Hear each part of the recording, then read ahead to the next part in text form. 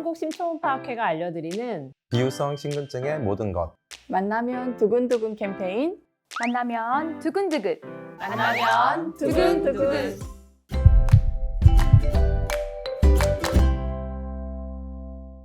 안녕하세요. 저는 분당서울대학교 병원 신환기내과 최용미입니다.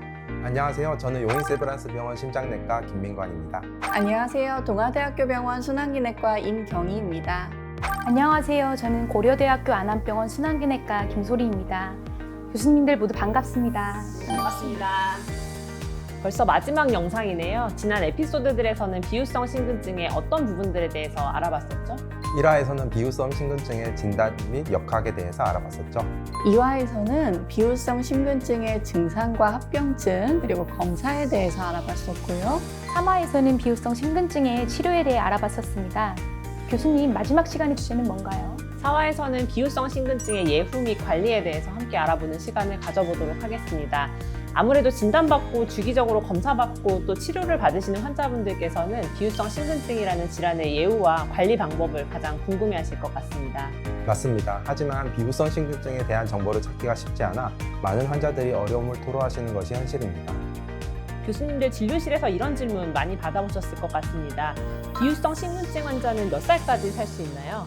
과거에는 비유성 심근증이 진단된 환자들의 사망률이 매우 높은 것으로 알려졌었습니다. 이 사망률이 서양의 자료이긴 합니다만 연간 사망률이 3에서 6% 정도로 보고되어 있어서 매우 위험한 병으로 인식이 되었습니다. 하지만 비유성 심근증에 대한 이해와 지식이 늘고 또 여러 연구들이 이루어지면서 특히 급사에 대한 예방법이 발달하면서 사망률이 점차 개선되었습니다. 최근에는 일반인과 유사한 수명을 갖는 것으로 나타납니다. 따라서 비유성 심근증으로 진단된 환자분들의 경우 특수한 예방법이 필요한 급사 또는 중증 합병증의 위험이 있는지 제대로 평가하는 것이 매우 중요합니다. 정확한 진단도 중요하지만 이후 정기적으로 병원에 내원하며 추적하는 것이 필요합니다. 그렇습니다. 저희가 늘 환자분들에게 강조하는 부분이기도 합니다.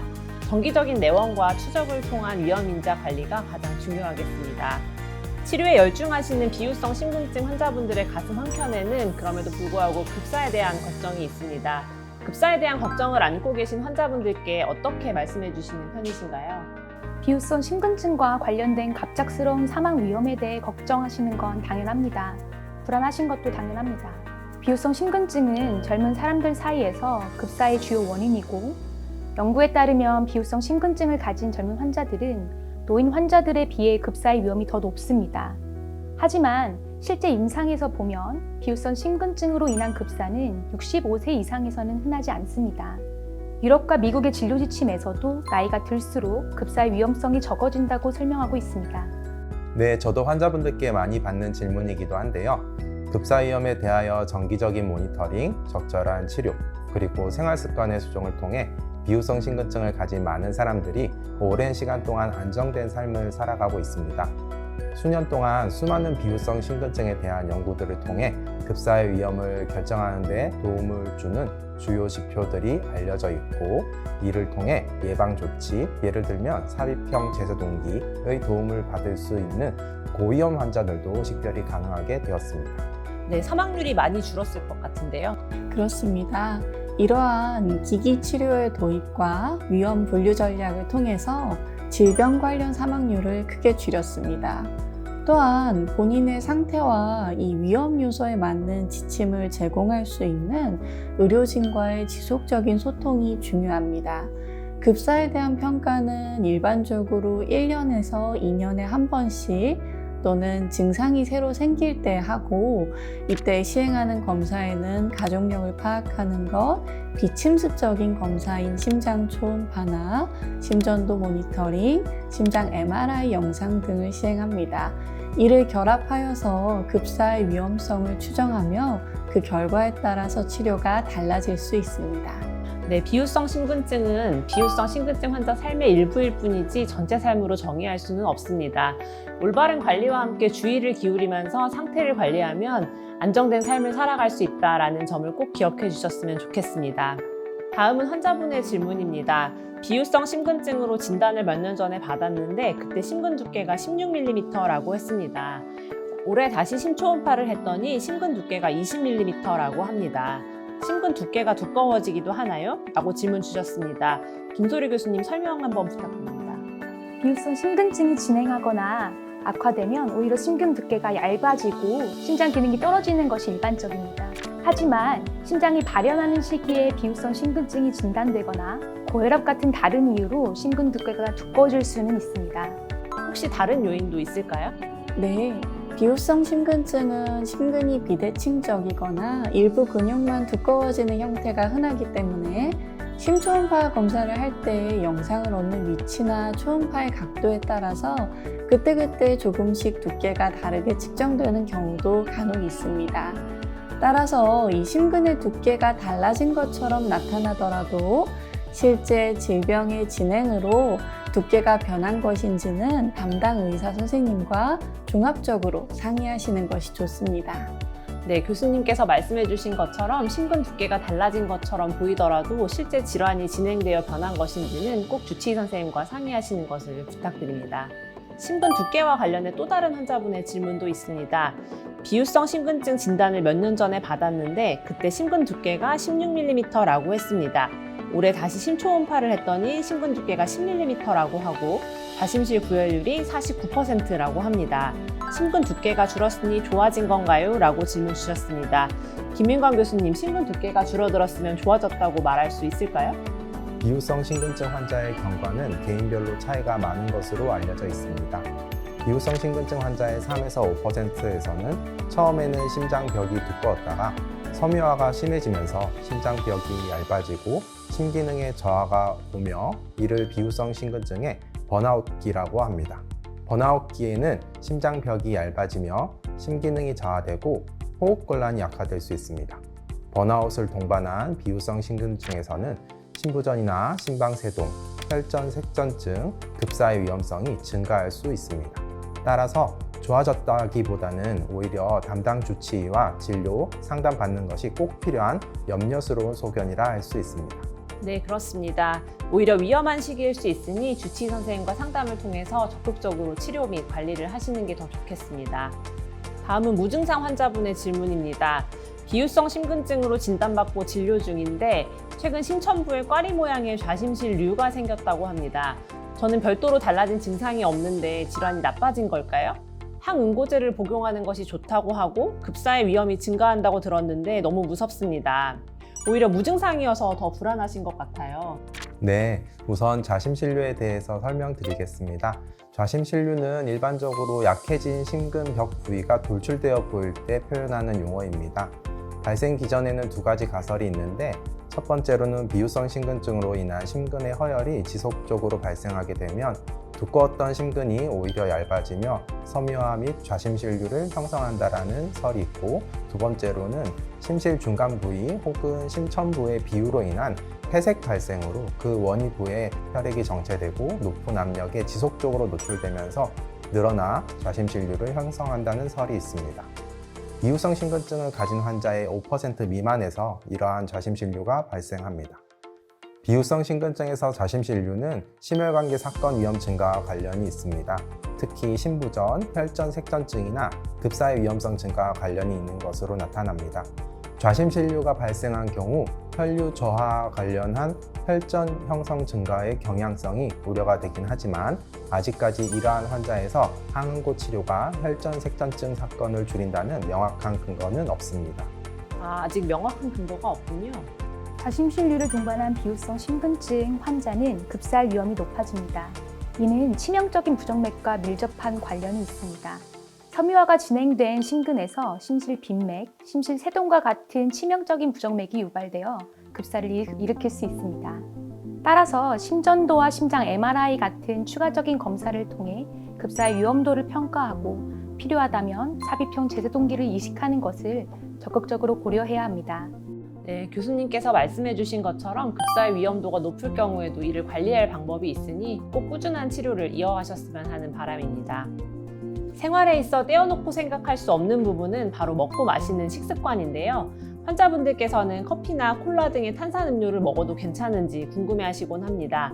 임경희 교수님, 커피와 탄산음료 괜찮은가요? 탄산음료가 비후성 심근증에 어떤 영향을 미치는지는 잘 알려져 있진 않습니다.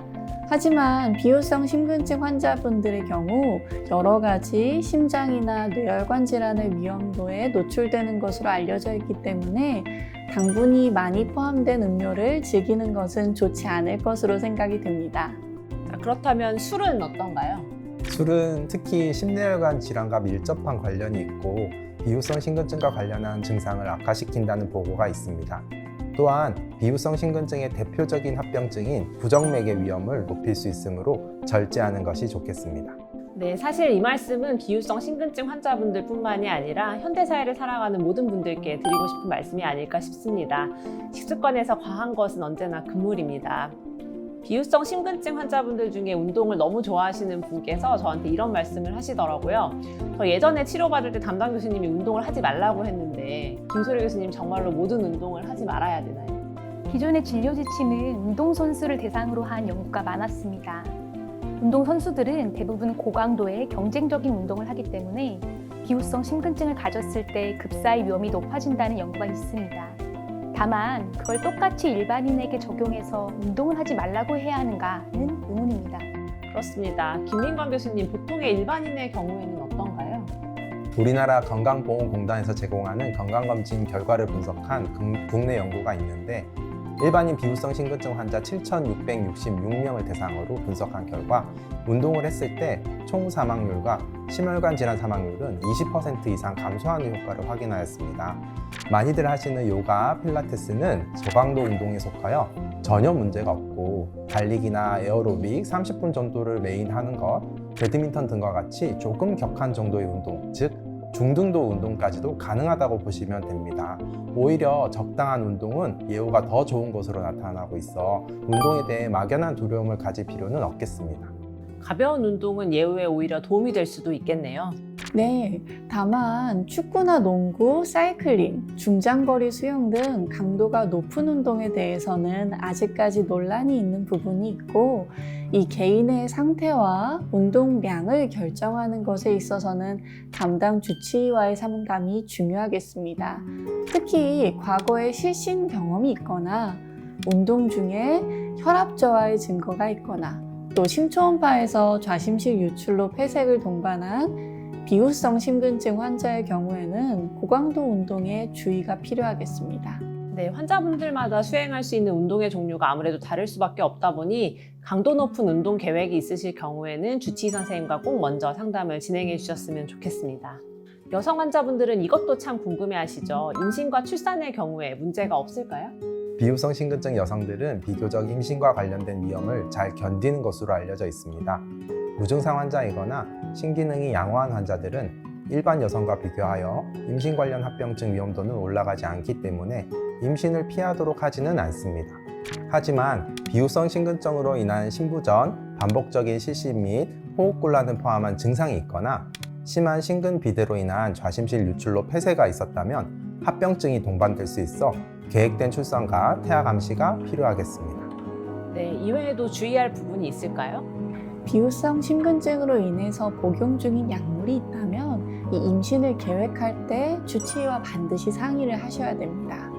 특히 심방세동이 동반되어 있다면 기존의 경구용 항응고제를 복용하고 계실 텐데 그 약을 임신 기간 중에는 주사형 항응고제로 바꿔야 합니다.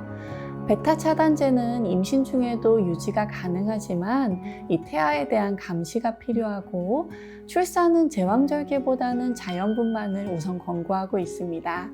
그리고 임신 2분기에는 심초음파 시행을 통해서 심기능을 평가받도록 권하고 있습니다. 네, 임신과 출산이 가능하지만 비후성 심근증의 증상이나 복용하는 약물에 따라서 충분히 계획된 출산이 필요하다는 말씀이시네요. 네, 설명 감사드립니다. 같은 비후성 심근증이라고 진단을 받았는데 제 친구는 산정특례 혜택을 받는데 저는 안 된다고 합니다. 이유가 뭘까요? 교수님, 이런 케이스는 어떤 이유 때문일까요?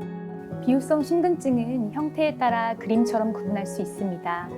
좌심실의 중격이 두꺼워졌는지, 좌심실 끝이 두꺼워졌는지, 여러 구역이 함께 두꺼워져 있는지 등 다양하게 나타날 수 있는데 이 중 우리가 잘 알고 있는 형태가 중격을 포함하여 두꺼워지는 형태의 비우성 심근증이라고 할 수 있습니다. 이와는 다르게 좌심실 끝인 심천부가 두꺼워지는 경우를 심천부 비우성 심근증이라고 하며 중격 비우성 심근증과는 달리 좌심실 유출로 폐색을 일으킬 가능성이 낮고 임상 증상과 예후 면에서 차이가 납니다. 비유성 심근증의 형태에 따라 증상이 다르게 나타나기 때문이네요. 예, 앞서 질문하신 것처럼 비후성 심근증은 희귀난치성 질환으로 산정특례의 대상이 됩니다. 다만 비후성 심근증의 여러 형태 중 심천부 비후성 심근증의 경우에는 심부전 혹은 부정맥으로 인한 증상이 동반된 경우에만 산정특례의 대상이며 무증상 환자는 산정특례 혜택의 대상이 되지 않습니다. 비유성 심근증은 형태가 다양하고 증상도 다양하기 때문에 조건에 따라 산정증의 대상일 수도 대상이 아닐 수도 있군요. 자세한 사항은 다니시는 병원에 문의를 하시면 보다 자세히 안내를 해주실 것 같습니다. 아마도 이 영상을 보고 계시는 환자분들께서 가장 궁금해하시는 부분이 아닐까 싶은데요.